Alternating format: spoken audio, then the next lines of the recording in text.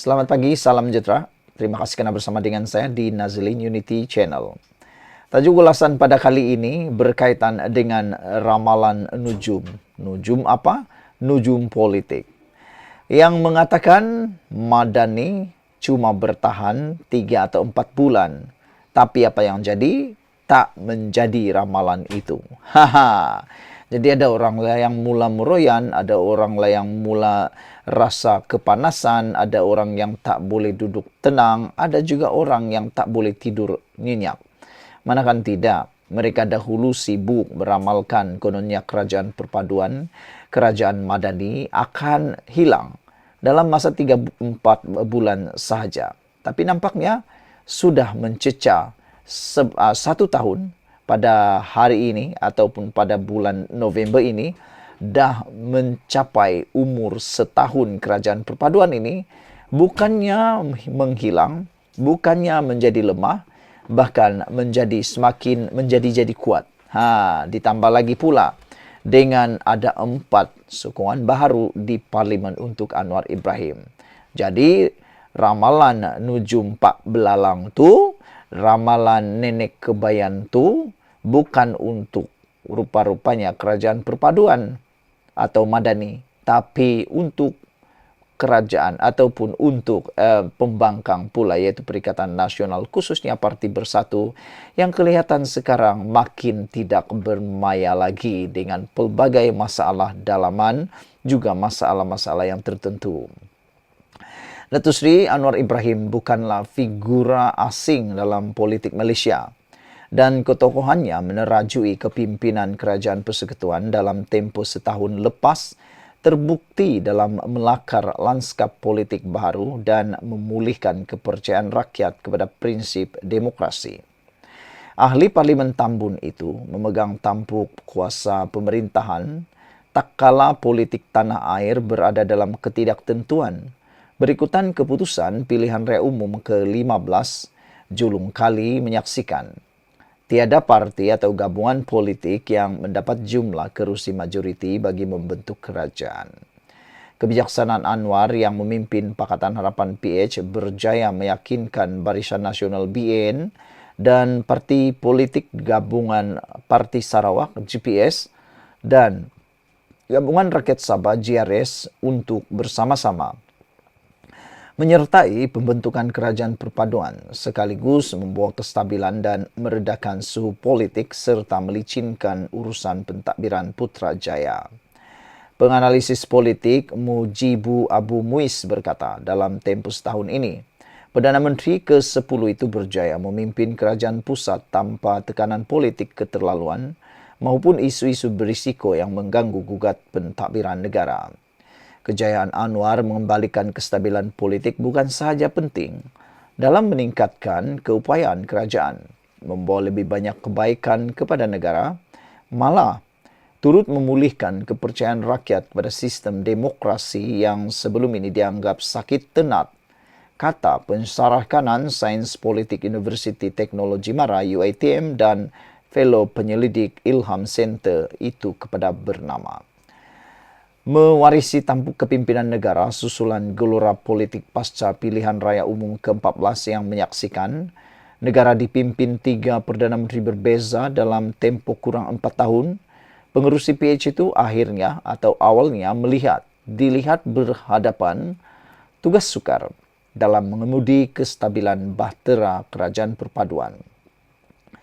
Ramai pemerhati politik serta penganalisis malahan pemimpin politik sendiri menjadi ahli nujum, meramalkan Anwar bersama barisan jemaah menterinya cuma akan bertahan 3 atau 4 bulan sahaja sebelum tenggelam di badai gelombang hijau yang dibawa gabungan pembangkang Perikatan Nasional PN. Kerajaan-kerajaan terdahulu pasca PRU 14 sentiasa dalam keadaan ragu-ragu mengenai keabsahan mereka. Kini, ragam politik tanpa henti itu tidak berlaku di bawah kerajaan pimpinan Datuk Seri Anwar Ibrahim yang ada sokongan kuat di parlimen. Jadi boleh fokus sepenuhnya pada pembangunan negara, kata Mujibu. Anwar mengangkat sumpah jawatan Perdana Menteri pada 24 November 2022 5 hari selepas PRU15 sebelum mengumumkan pelantikan 2 timbalan Perdana Menteri serta 28 ahli jemaah menteri dalam Kerajaan Perpaduan pada 2 Disember.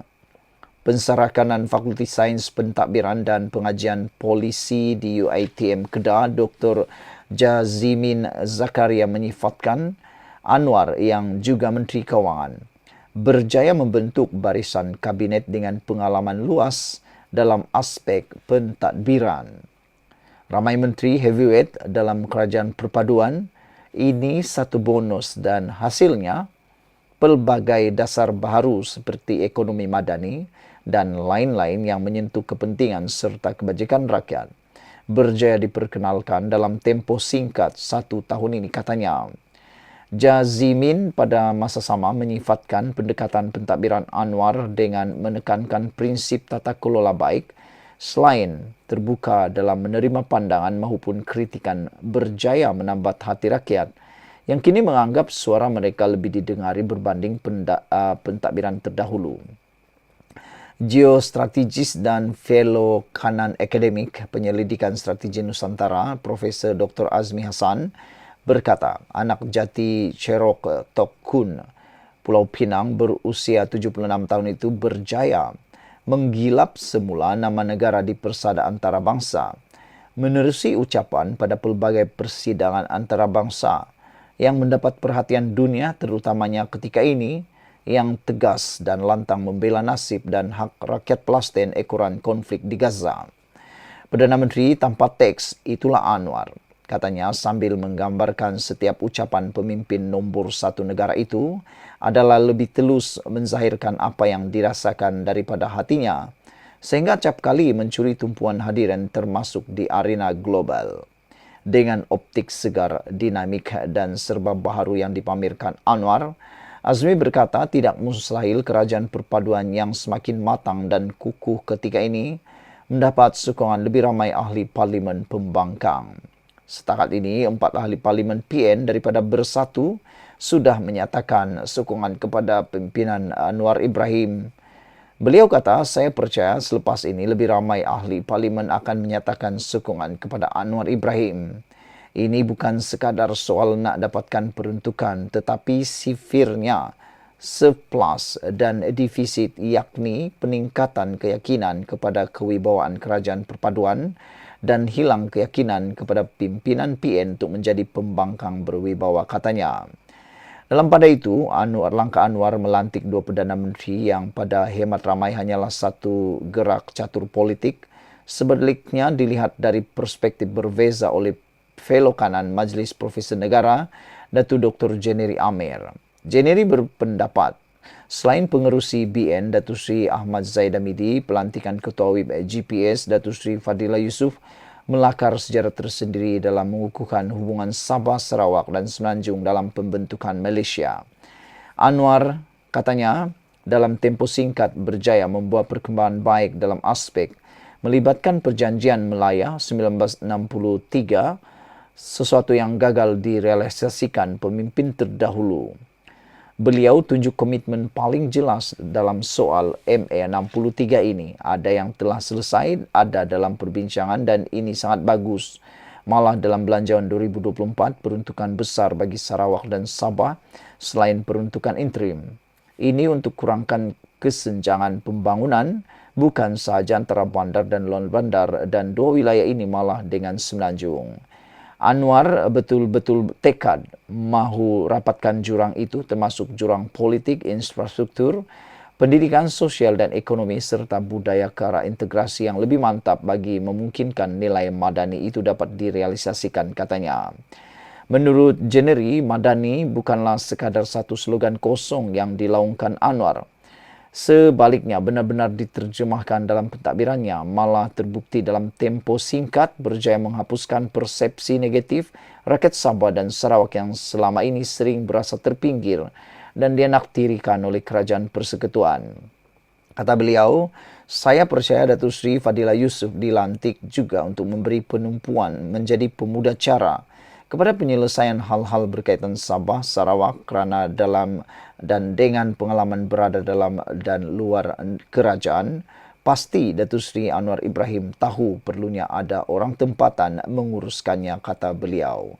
Ramalan nujum, kata Madani, cuma bertahan 3-4 bulan, tak menjadi. Sekian dulu untuk kali ini. Jangan lupa tinggalkan komen Anda, tekan butang subscribe. Bye-bye.